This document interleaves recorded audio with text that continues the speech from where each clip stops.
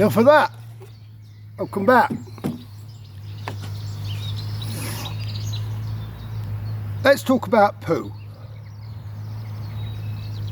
It's not a subject that people like to discuss much, but it's a bit of a thing in language and society that we name things. We give them more names if they're more important. You can talk about female genitalia and the many names there are for those, and boobs, lots of like, top cobblers, tits, the things that are considered valuable, given multifarious names. And we find that with toilets, washrooms, bathrooms, jakes, head, conveniences, lots of names for toilets, and that's because they're important. One of the first things you'll encounter when you start your off-grid adventure is the need to do the necessary. In fact, toilets are sometimes called the necessary. And it is, human beings eat and drink. If you eat and drink, then you eat and poop. And if you turn up in a place and you haven't thought about what you're going to do with your human waste, you'll quickly encounter problems, and those problems could kill you. Cholera, typhus. You do need to be especially careful. I'm always one, I don't like my toilet being near my home. I particularly don't like it being near my kitchen. So I will always build a composting toilet away from areas of food preparation and even just domicile. It should be, the outhouse is at the bottom of the garden, a long way from where you generally are, because that's where disease can, proliferate. And insects are a vector in that. So you want it far enough away that the insects won't even sit on your poo and then come and sit on your sandwich. So I like to make my conveniences slightly inconvenient. But I think it's absolutely, I haven't even gone inside kitchen because I think it's far healthier and better in terms of bacteria and stuff to have an outside kitchen, because the weather takes care of most of the pathogens. But more especially so when it comes to a toilet. And it is necessary. Human beings do wee and they do poop, and they wee and poop daily. If you turn up on a site and initially, as I did, just take a spade each morning and go for my morning motion and dig a little hole, you will quickly return to the same spots, and you're creating contamination everywhere. So a designated toilet is a good idea, just not in the way that conventional society has it. Some people have bathrooms in their bedroom, an ensuite, so to speak. How ugly, how disgusting. Just don't want to be near my own shit. So I'm not sure how YouTube deals with criminal activity, but what I'm doing here, what you see behind me, is a criminal enterprise. Now, despite the fact that I own this land, well, as much as anyone can own land, I'm an anarchist, I don't actually believe in property ownership. But as much as you can, I bought it off someone, and this is my land. And I should, you think, be able to do what I like on my land, more or less, but that's not the case, particularly not in the UK. Now, my customers, as I mentioned before, were a natural burial ground. It's a woodland burial ground. I will show you some pictures eventually of the beautiful space I've created for people to lay their loved ones to rest and come and mourn. But my customers have requested that I build them a toilet, which is very, it's a useful thing. You go to most crematoria or cemeteries, even churches, they will have toilets. It's an unfortunate, grief's a very difficult thing. And particularly if we have a funeral later on in the day, sort of after midday, people will arrive having had a little bit of alcohol. It's how people cope, on a very difficult day. And I know people who haven't drunk for years or smoked for years. but they'll drink and smoke at a funeral of their mother. So the customers have said, really good, but could we have some facilities for the necessary? And I've taken that on board, and it is quite right. I mean, sometimes we have congregations of up to 350 people at a popular person's wedding, many of whom will have had a tipple before they come here, and particularly in the winter, they get out of a nice warm car, hit the cold air and instantly need a wee. So I've taken the step. I'm going to build a composting toilet for my customers, not for my own use. It's the first time I've built well, it's not the first time I've built a composting toilet for other people's use. I've done it at festivals, but it has to be a bit posher than what I build for myself or the staff. So I've taken the bold step. I've actually bought new materials, which for any people who know me, they'll know how reluctant I am to do that. I usually find things in skips and build things that way. It's how my home was built. And the 24 other timber buildings I've built have all been built with reclaimed materials. However, because this has to fulfill certain what do I say? It has to be done officially, it has to be nice, it has to be a little bit better than I would expect for myself. So I have actually bought some new materials for this project, which is anathema to me. But here we go. The problem I have is that I want to build a toilet in a public space, so it has to be accessible by wheelchair users, and it has to have baby changing facilities. And I mean, these are legal requirements. If you provide a toilet in the UK for public use, it must be all abilities accessible, which is fair enough, I understand that. However, it's really difficult to do with the composting system. So I've built, this might be number 10, I don't know, I might be into double figures on this one. This might be my 10th composting toilet, but it's presented particular challenges because it has to be usable by wheelchair users. Now typically with a composting toilet you would elevate it so you can have your collecting box. So if you've ever used a composting toilet at festivals, you'll normally go up steps and poo from above, because it makes the later removal of the said waste into the composting system. I use a 3-chamber system. So the first collector will go into a second collector and then a third collector, and after about a year it's lovely friable compost that can go on the vegetable plots. However, when you're doing this for a wheelchair user, you can't expect a wheelchair user to climb steps, obviously. So it took a lot of brain thinking. I had to expand all of my imagination to come up with a system that would work for a wheelchair user and make it easy for them to access, whilst also providing reasonably easy access to the first collector. And I've come up with this system that you see behind me. So there's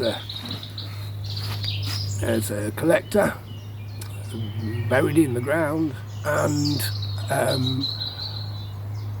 is sufficient sort of height that a wheelchair user could wheel themselves up.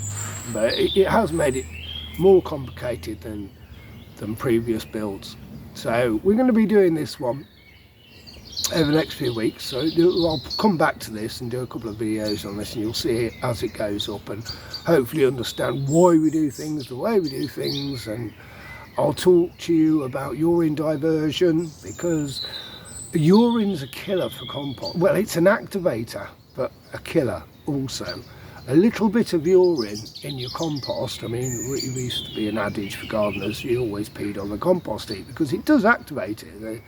The bacteria and the enzymes and the molecular biology that are in your urine can help to activate the compost. However, too much urine, particularly female urine, and I'm not being a misogynist, it's just that women's pee is different to men's pee, can kill your compost. it can make it so acidic that the microbial activity doesn't occur, and the stuff won't break down. So this design, because it's mainly going to be used by people who wee, not very many people are going to come to a funeral and feel the need for a big poo. I'm a bit worried about the compostability because of such a high degree of urine as opposed to roughage, and generally it will be used by women much more, because when men come here to the woodlands, even on a funeral, if they feel the need, they'll just go into the woods and have a pee. So it's not going to be used very much by men. Women's pee is really toxic to compost, and so I'll be fitting a urine diverter. I will actually be using the urine. What a lot of people don't realise, it's quite a valuable resource. The Vatican, the Holy Roman Church, of which I'm a member, you know, I was born Catholic. No, I was. No, actually, I was Catholic before I was born. I'm a Bible-believing Christian, but I don't go to church, and I saw through Catholicism at a very young age. It was all about the bling. It's all about the bling. I remember at my first Holy Communion, and then later at my confirmation when I was about 15, the bishop arrived in a chauffeur-driven Bentley, asked us all to kiss his ring, and he had more rings than Elvis or Liberace, and then told us that we should consider the poor in Biafra or Ethiopia, and the hypocrisy was simply stunning. I always say that Roman Catholicism is a good indoctrination against religion, but it didn't make me break my connection with God, thankfully. So this is a drop-in project. There'll be a couple of videos on this as it goes up. I'm pleased with the progress so far. I've got quite a bit to do on it. Mostly recycled materials. Even the collector back there, that was found by the side of a road. I have bought some new sheeting material for the floor and everything. I don't want anyone losing a foot. As I say, I have to build this one with a bit more credentials than I've done before. This one has to be a little bit nicer. It's probably going to be the nicest bog I never use, and hopefully it'll function correctly, and it'll have a stink pipe, very important when you're building a composting toilet. Urine diversion, I would say, is a must as well. This one's also going to have a solar panel on the roof, and when you open the door it will activate a light, and some mood music, like Muzak, a little bit of a flamboyant touch, and I may even have my soothing words saying, "Hello, welcome to the Longholt Wood composting toilet. Please enjoy the ambience, defecate in peace, and leave it as clean as you wish to have found it." Something like that, I don't know. I'll obviously be using recycled toilet paper, and I'm trying to do it as far as possible in keeping with our ethos. However, I'm not sure how YouTube deal with criminal activity, and you know, on their website, if someone's doing something criminal, I mean, should they be showing it? I mean, I see things criminal all the time on LiveLeak and different sites. There's lots of criminal activity, you know. But here I am, a man who owns this land and is using his own abilities to create something that has been demanded for by his customers, but I haven't asked for permission of the planning authorities. So I'm building this toilet, and it has no planning consent. So I'm actually engaged in a criminal activity, yet again. When the local planning authority came for me, they came with a drone, and then they sent me a very long form letter saying, "Mr. Taylor, you've built 10 illegal buildings in the countryside." Well, I'm going to double down. This one's number 11. I'm going to build it anyway, because the people have asked for it, and actually the government should be doing what the people want, not the other way round. So if my customers, and I have a lot of customers, both dead and their surviving relatives, who come here and they have asked me for it, and that alone means that I will build it. If the government doesn't like it, they can try and make me take it down. That'll be fun. As we're going through all the other nonsense. I mean, I don't really want to pick on individuals within North Castilian District Council. I don't really want to have anything to do with them at all. But if they keep impinging on my will and fucking with me, then you're sure as shit gonna get a pushback. So I am challenging them. This will be seen by them. They're all too aware of what I'm doing. I'm gonna build this thing, and they're gonna have to stop me. And if they want to stop me, they're gonna have to answer to you, the people. Because the people have the power. They've forgotten they have the power, but the people have the power, always have and always will. Personally, I'm in open rebellion with the British government. They're, as far as I can see, traitors. And under Article 61 of Magna Carta, I have written to the barons to explain my position. But I am in open rebellion to the UK government, which I think is a government of control. I think it's been taken over.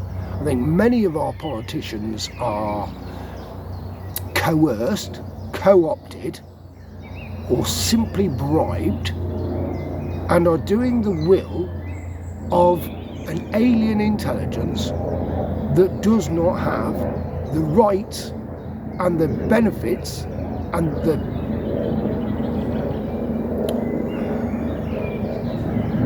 well-being of the British population at heart.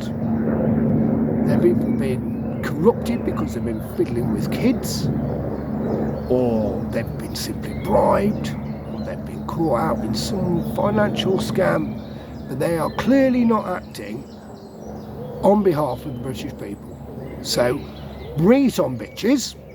I will take you off on this one. You will play your hand. If you come for me, if you arrest me or kill me, I don't care. My salvation is secure with my Father in heaven. I have no risk. My children are grown. I have nothing to lose. I'm just a man who wanted to be left alone. And what they've done and what they're continuing to do with their two-tiered policing and their open border policy is piss off the men like me who built this country, who have nothing left to lose. I've employed over 350 people. I've started 9 businesses, 7 of which are still extant. I'm a multi-millionaire, self-made, and a hard motherfucker. So over the next few weeks, you're going to see me build this in open defiance of the planning laws. And let's just see what these gutless little spineless fucking creeps have got to say about it. Shall we? Shall we? And just remember, I was just a man who wanted to be left alone. And there are millions like me. Millions. They want to strike up a terror war, a race war. Like I've got a problem with fucking Muslims, or I've got a problem with fucking Hindus, or I've got a problem with Sikhs. I was born in Coventry. I loved a Sikh wedding. Who doesn't like a Sikh wedding? They're fabulous. I love my Muslim brothers. I love anyone who loves God. And they're trying to fire up a race war in this country quite deliberately, so they can scurry off under the cover of the chaos with all of the money. Well, it ain't going to wash, because the Muslims certainly ain't going to fall for it, and the Christians ain't going to fall for it, the Jews ain't going to fall for it, and the Sikhs ain't going to fall for it, and the Hindus ain't going to fall for it, and the Jainists ain't going to fall for it, and the Buddhists ain't going to fall for it, because anyone who knows God, anyone who's holy, truly holy, not someone who calls himself a Christian, who calls himself a Hindu, who calls himself a Muslim, but those that actually are servants of God, those people will not stand by and watch it happen, because we love each other. And their system of control, is about to come spiralling down like a fucking Hindenburg hit by a rocket. I've been arrested dozens of times. I've represented myself twice in Crown Court, won both times. Why? And people say, Carl, why have you never been sent to prison? You've been arrested all these times, why have you never been sent to prison? Well, maybe I was fucking innocent. Maybe I am, as Billy Joel said, an innocent man. But I'm angry. And like a lot and very large majority of the people in this country who are also angry, I've had enough. I'm not going to go for your WEF, UN, NATO, global total war all the fucking time, somewhere always. No. Leave people alone. Let them get on with their lives. They just want to grow their family, grow their vegetables, have a nice life with their family and friends. That's all anyone. I don't care where you're from. That's all anyone wants. Is to enjoy their family, enjoy their life, enjoy their children, enjoy the beautiful things that God has given us. And there's just this very small percentage of people on the planet who want it all. And they want to ruin it for everyone. And they don't care. These globalists, they have no nationality, they have no faith, they believe in God. Because ultimately they're satanic. They know God exists. And they want to live forever. Because they don't want to see his harsh judgment when they pass. Well, I bury people for a living. I've dug hundreds of graves, I've handled lots of bodies. And I can tell you one thing's for sure, death comes to us all. They say there are only two things you can't avoid, death and taxes. Well, I know I can't avoid death, but you watch me avoid paying for my own destruction. And in Britain, paying for the BBC, paying for propaganda. It's collapsing. Your system's finished. And the people will rise up and say, no more.